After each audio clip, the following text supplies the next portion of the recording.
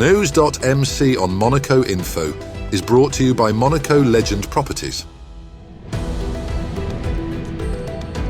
Our exclusive interview with the personalities making the Principality.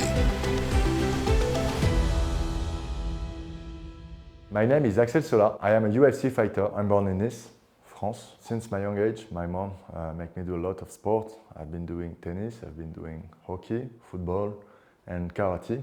Karate was my first meeting with combat sports, but I was not doing it seriously in terms of frequency of training and competition and everything. But I was mostly competing in hockey. And at the age of 15, I wanted to do a sport where the victory or the defeat only depends on my work. And that was not the case in the hockey because, of course, it's a team sport and there is great value in team sports. But regarding my life, I felt that I needed that in order to refine myself and progress as a person. I always enjoyed combat sports, but karate was very restricted to me because in karate you don't have takedowns, you don't have the ground fighting. Even on the striking aspect, you cannot do whatever you want, you only have straight punch, for example. It's very close to fencing actually as a combat sport, and there's a great value of that, but I wanted something more open. So I was thinking I was maybe going for sambo or something exotic like this. But my uncle was doing a lot of Muay Thai and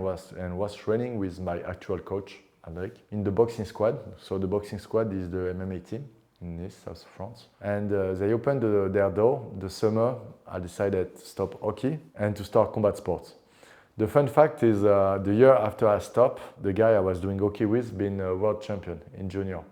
They've been in the French team and they won the title, but I had no regret to left at this point because I know that I needed to switch gear. And I started MMA and I straight away fell in love with sports because it was so rich technically. There is so many ways to get to the victory and there is so many techniques. It was like mind-blowing. So I fell in love with the sport because of the frustration I had in karate, and also I loved the hype of the sport because in France it was not really recognized.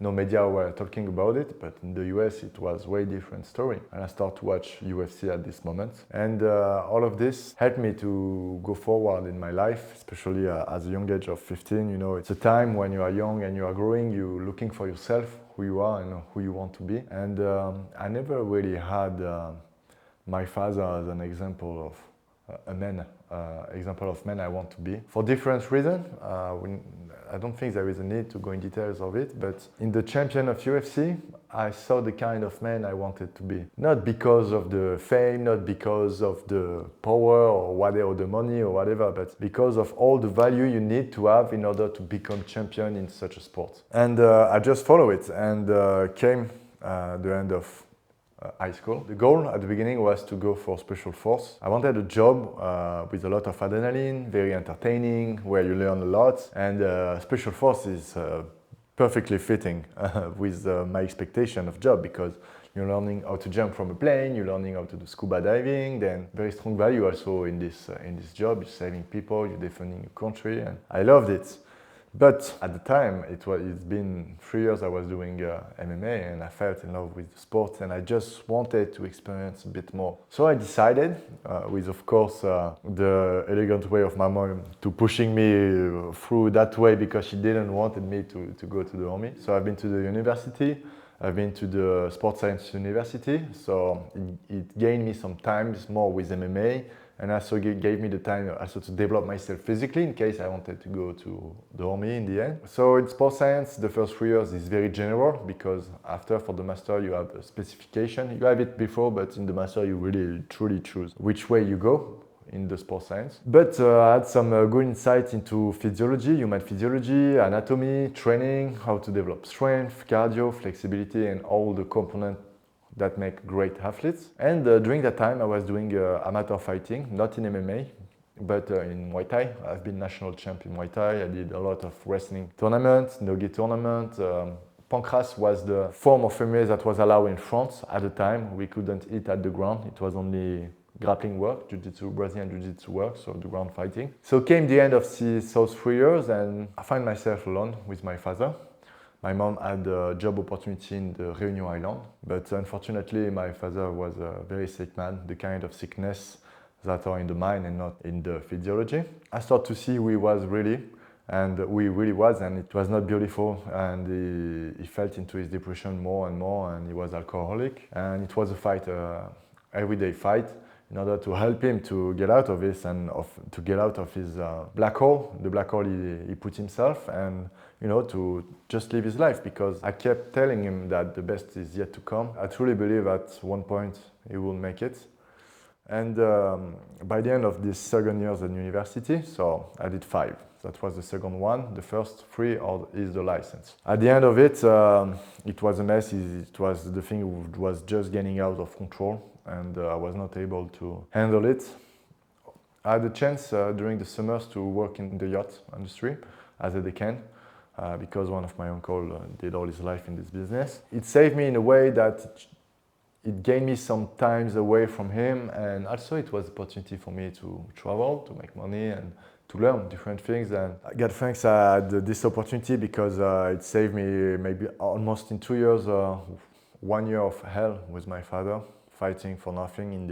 It was like fighting the air, It turned out that by the beginning of the third year at university, so my father was totally out of control and I was not managing it anymore. I had this great opportunity. During this year with my father, I was supposed to do my professional debut in MMA, and I couldn't for different reasons. One of the reasons was license problem, because I had the license in Muay Thai. It was amateur license in Muay Thai, but it was the same federation as MMA, so I couldn't be amateur in Muay Thai and professional in Pancras at the time, but it was counted like a professional fight in MMA. Another time I get sick, another time my opponent pull out. So all these years it was very hard, because I was 20 years old and I needed things to move forward. I needed to have the feeling that my MMA career is moving forward, because I felt like I was putting a lot of effort in the air. This great opportunity happened was to do the Amateur World Championships, so at the beginning of the third year, and it was an amazing experience, because first of all, I made it to the final, and it was a great achievement to make it to the final, because I had 0 experience against very experienced opponents. I beat the first one, the second one, the third one, the fourth one, and I get to the final against a very experienced fighter.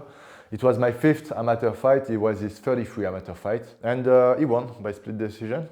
So I was sad to lose, but it was the silver medal had the taste of the gold. Even if in fact getting amateur medals don't make you move forward in your professional career. But for me it was meaningful. 2 weeks after this event, my father killed himself, and it was very hard to swallow, because it's been a long fight. It was a 2-year fight, every day fighting against him, for him.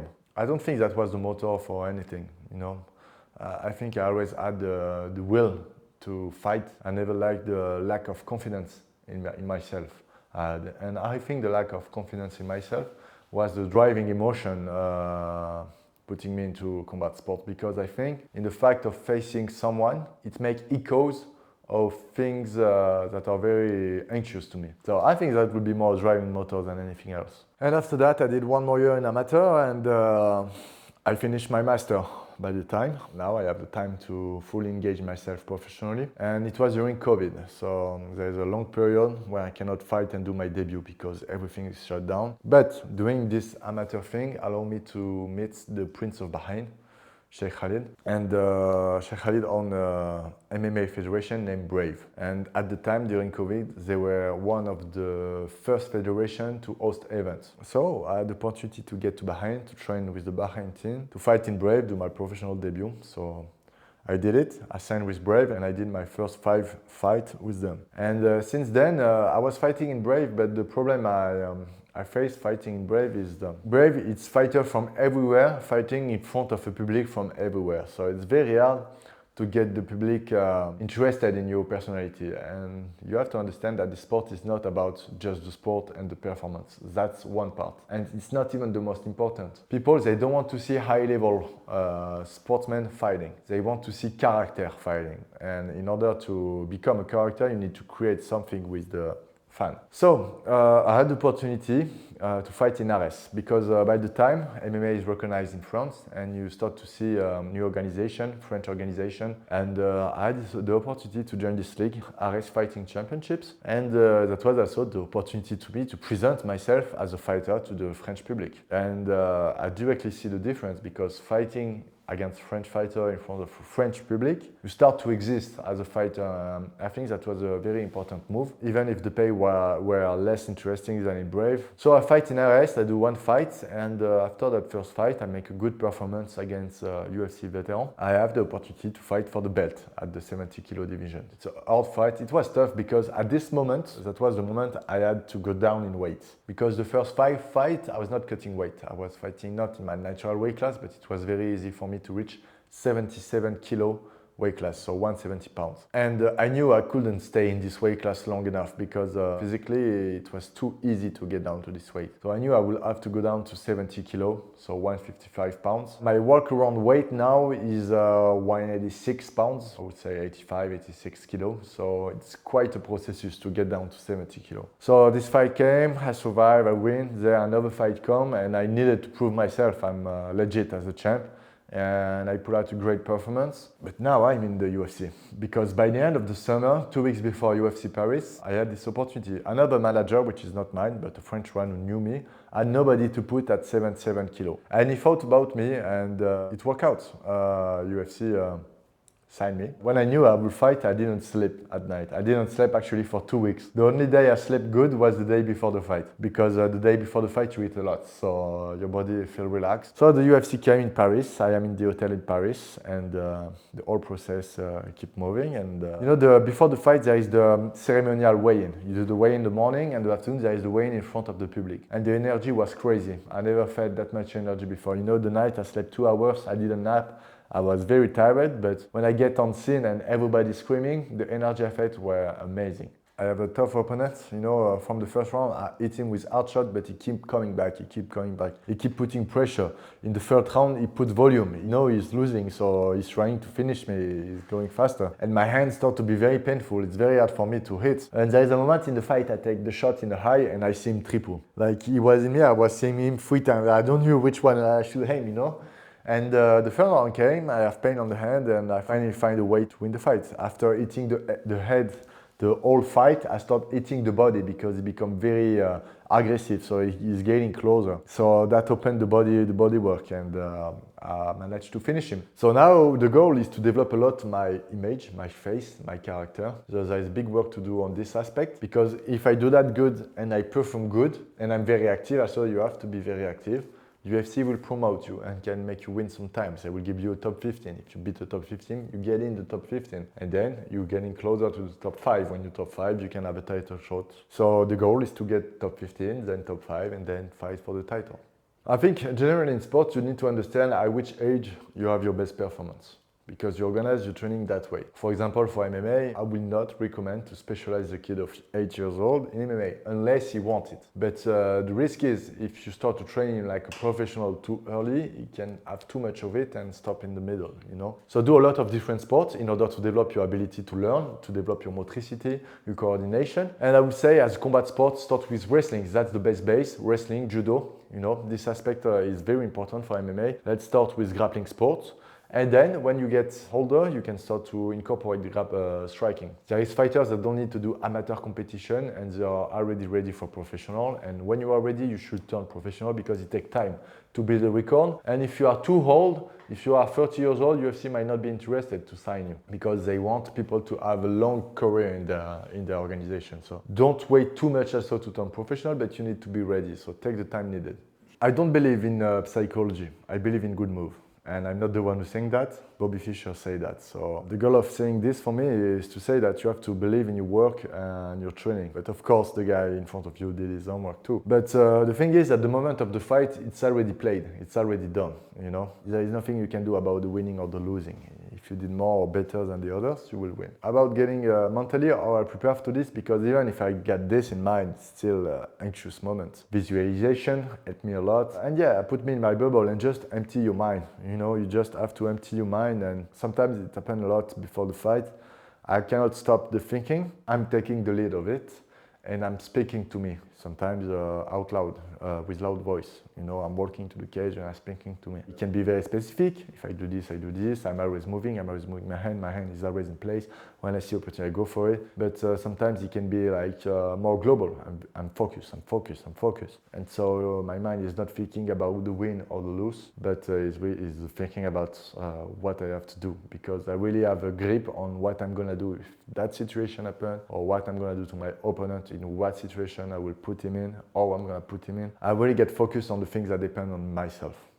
Two persons can do the same training all their life, they will not fight the same way, because we have different motricity, different move, different feelings. So yeah, you have to study your opponent, and what I'm looking is what he like to do, what he don't like to do, what situation is shining the most, in what situation is not, in order to have a defensive and offensive task, tactical direction, trajectory to follow, in order to bring the fight in a place where I will not shine and I will shine.